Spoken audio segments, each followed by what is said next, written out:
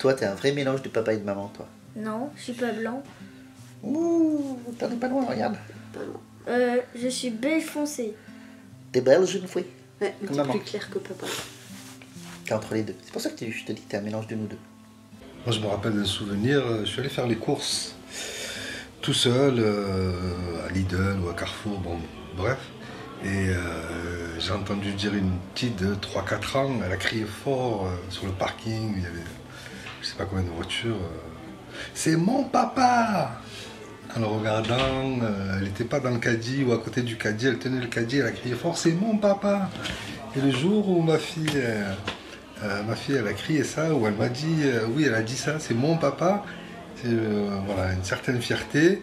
Et pas très longtemps aussi, j'ai reçu mes premiers cadeaux de la fête des pères. Ouf. Et j'étais voilà, assez fier. Non, même dans la vie de tous les jours, donc au quotidien, c'est un peu ce qu'on essaie de leur inculquer, parce que par nos différentes expériences, on n'arrête pas de dire à nos enfants, on ne sait pas si on sera là demain. Pour X raison. Pour X raison, donc du coup, pour nous, en fait, notre credo, c'est de leur donner toutes les armes pour justement pouvoir faire face à la vie. Même si on sait que ils ne seront pas pareils à tout, notamment à notre départ. Hein. Le jour où on prendra le baluchon, on leur foutra dehors. Non, mais c'est vrai que voilà, pour nous, c'est le plus important. Enfin, pour moi en tout cas, c'est le plus important. Je voudrais pas parler pour toi, mais pour moi, c'est le plus important, c'est de faire en sorte de me dire, le jour où je partirai, de me dire, voilà, j'ai pas d'inquiétude à me faire parce que mon fils, il a les épaules solides et qu'il sait ce qu'est la vie, quoi.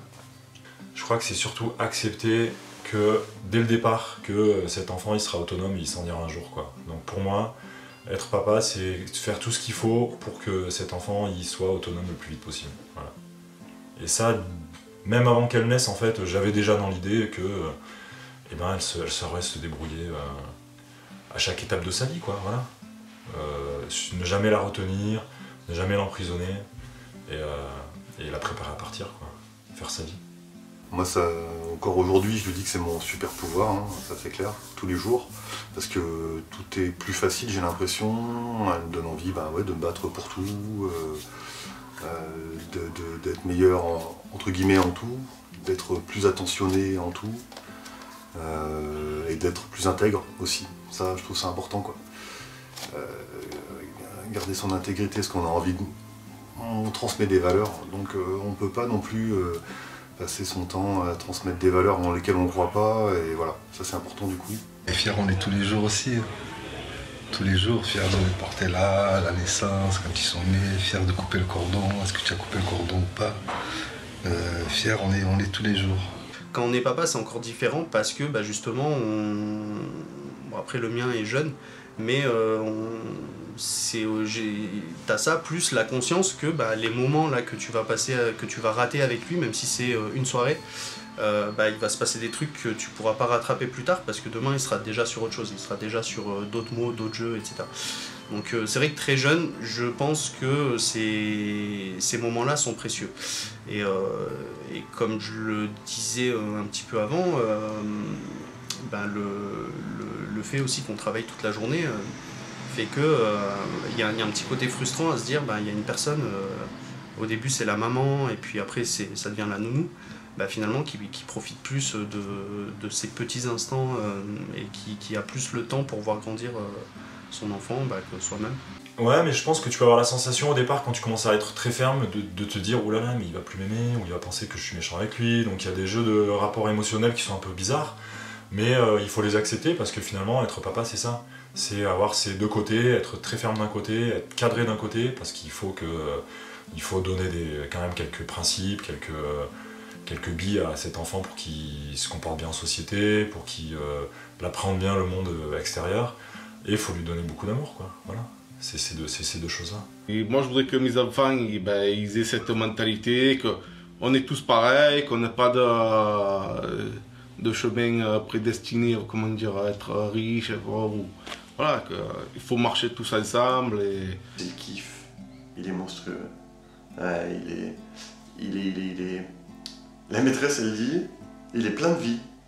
C'est comme ça que vous dites insupportable. Vous, en fait, j'aime beaucoup la formule, il est plein de vie. Non, mais voilà, c'est ça, c'est qu'il est plein de vannes, il est très drôle, il est très actif, et du coup, le pendant de ça, c'est qu'il y a des moments, ouais, il faut réussir à supporter qu'à partir du moment où il a ouvert l'œil jusqu'à ce qu'il aille se coucher, ça brasse quoi.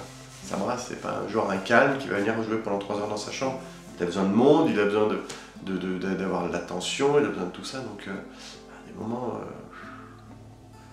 c'est un peu pesant, mais et puis à d'autres, c'est le bonheur absolu. Après, c'est vrai que moi je suis très axé sur les travaux manuels, le bricolage, la peinture, le découpage, les outils, tout ça. Et du coup, elle, c'est venu d'une manière naturelle. Je veux dire, le cadeau qu'elle a préféré, il me semble, jusqu'à aujourd'hui, ça a été une boîte que je lui ai offerte avec du fil de fer, des pinces coupantes, du scotch, des autocollants, des marqueurs. Et c'était plus une boîte à outils qu'une boîte de maquillage ou autre chose, quoi. En fait, dans la mesure où j'ai toujours mené ma vie en fonction de la musique, soit pour le travail, soit pour les loisirs, soit pour tout. En fait, j'ai tout le temps travaillé dans la musique, j'ai jamais rien fait d'autre, d'une manière ou d'une autre. Et du coup, c'est une valeur qui est importante à lui transmettre, je pense. C'est une valeur de discipline pour apprendre la musique, c'est une valeur de partage, c'est une valeur de rencontre.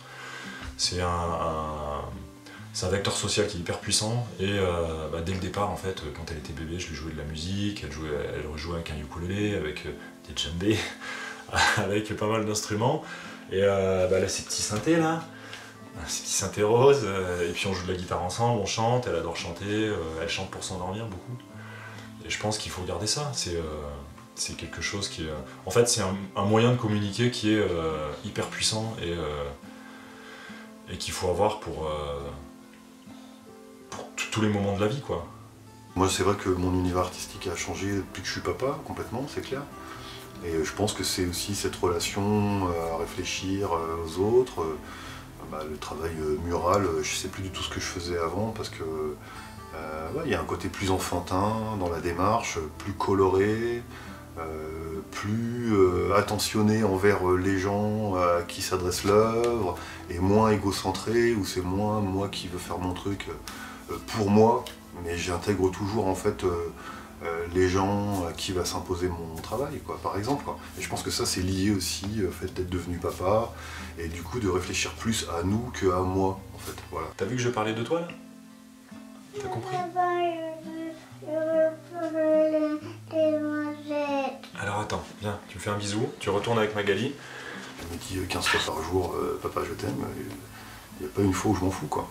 Chaque fois ça m'émeut, quoi, c'est clair.